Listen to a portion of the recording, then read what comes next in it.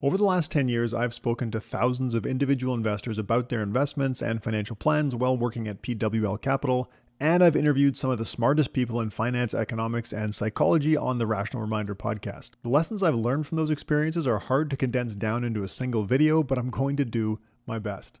These are all lessons that investors will learn eventually, though many will learn them the hard way. I'm Ben Felix, portfolio manager at PWL Capital, and I'm going to tell you what I think are the most important lessons in investing. You're not that smart relative to the market. You might be really smart, but it's not good enough to be smart if you want to beat the market. You have to be smarter and faster than the competition, and the competition is, in aggregate, smarter than almost every individual. This time is always different. Crashes and bubbles are persistent features of financial markets, and they're exacerbated by narratives. The narrative is always different, but some things don't tend to change. Most notably, returns after crashes are more often positive than negative, and new paradigm bubbles tend to have disappointing returns. The market is forward-looking. The market is constantly predicting the future, and market participants have an incentive to be the first to bring information to the market. Even then, no single participant can have all the relevant information. Most of the time, a piece of information that you think gives you an edge will already be reflected in prices. Market forecasts are not useful. They're more often wrong than right, and they feed into investor psychology. Paying attention to market forecasts, and worse yet, acting on them, will not improve the quality of your investment decisions and will likely lead to unnecessary anxiety. Time in the market beats timing the market. Investors often fail to capture market returns due to poor timing decisions. Sticking to a disciplined strategy will typically be more effective than trying to time the market, especially after costs and taxes. Most funds do not beat the market. We know from fund flows that investors chase funds that have been successful in recent history in hopes that the performance will continue. In reality, funds that have been successful in the past are no more likely to be successful in the future. Some evidence even suggests that recently successful funds are more likely to go on to have poor performance, and the vast majority of actively managed funds do not beat the market over any time horizon. Incentives matter. Content creators have an incentive to make exciting, often fear-inducing content. Financial product salespeople have an incentive to sell their financial product, and financial advisors have an incentive to make investing seem more complicated than it is. None of this means that there can't be good content creators, salespeople, or financial advisors, but as a consumer of information, it's important to understand how incentives may be affecting the information that you receive. Expected economic growth and stock returns are unrelated. This is one of the most persistent misconceptions I see among investors, particularly inexperienced investors. The idea is that if you invest in the highest growth company, sector, or country, your investments will outperform. The reality is much more nuanced. Expected growth is reflected in current prices. If that growth materializes as expected, investment returns for the asset will align with its risk. If growth is better than expected, returns can have a positive surprise.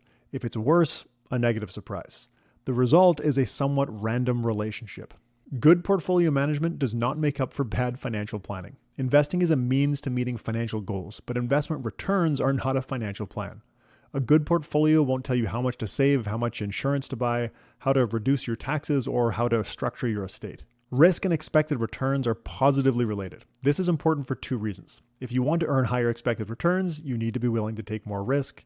And if someone tells you that they can get you high investment returns with no or low risk, you should be skeptical. Related to the last point, the risk-expected return trade-off changes based on your time horizon.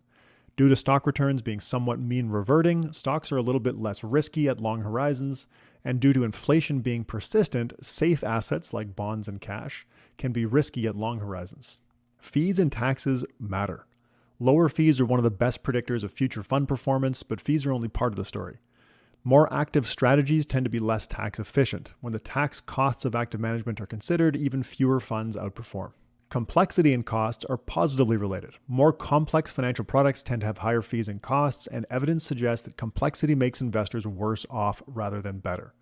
In investing, simple, low-cost solutions will tend to dominate more complex ones. There is no single optimal investment strategy. People agonize over the perfect portfolio, but everyone has different objectives, constraints, beliefs, and preferences.